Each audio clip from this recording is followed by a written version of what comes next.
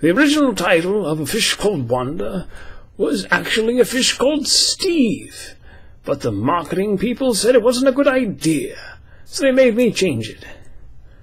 I still would have preferred The Fish Called Steve. Sometimes people ask me, Michael, what's the secret to acting? There's no secret. You want to know the secret? People come to me and say, give me $10 million. I say, oh, here's a script, play this guy. I say, well, he's American. Well, how about I play him as Cockney? That's just fine. I play myself, I read the lines, I show up, I get drunk. I probably will make another superhero movie.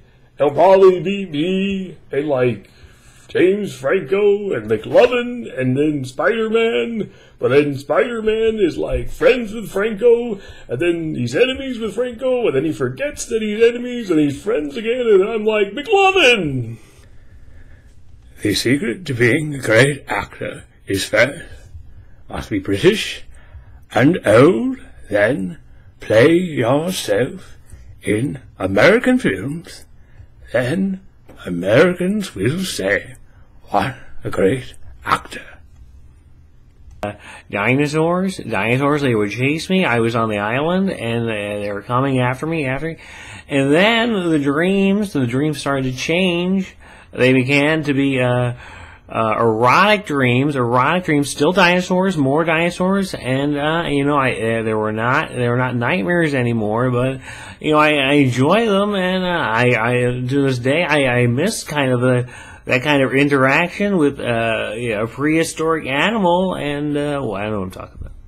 When I first made the film Bananas, I thought it was going to be the start of like a new trend of all the, films I was going to make. That was going to be a series of fruit. It was going to be bananas and oranges, and then mangoes, and I was probably going to, start with latkes, or as potato pancakes, as people call them, which was going to be a serious piece about, the Bolshevik Revolution.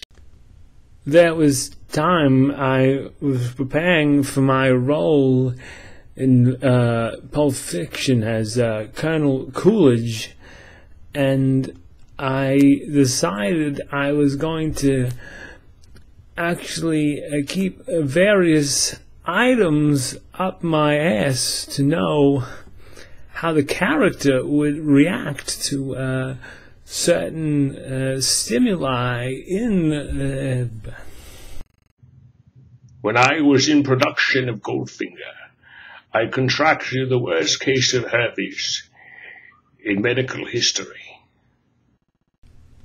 In the past, I've played God, and I've played the president, and then I played another president. But I really want to make a sequel to Driving Miss Daisy. I want to drive over that bitch this time.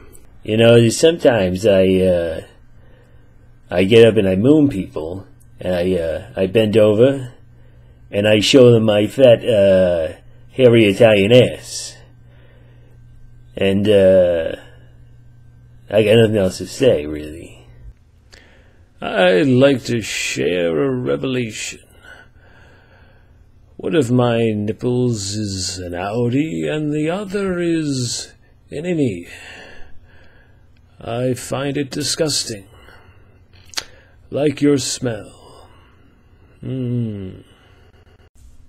Parenting is something I know how to do, but I don't know how to apply to my own children. And there comes a time when they will come up to you and they smile and they sing, and you go, or you want to give them a Jello pop, but sometimes you have to say no.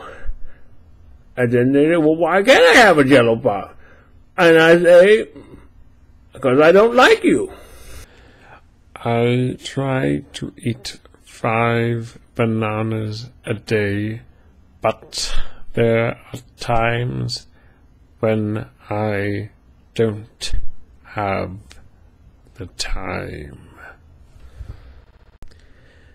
When I first found out that Roman Polanski was using my house for statutory rape, I was appalled and I was confused, mainly because I don't know what the word statutory meant.